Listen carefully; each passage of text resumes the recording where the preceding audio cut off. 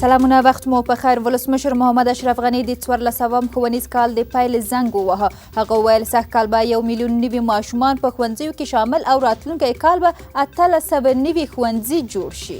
کمال خان بند سبا په رسمي ډول پرانستل کېږي. سرچینې وایي چې د بند پرانستلو لپاره پوره چمتووالی نیول شوی دی.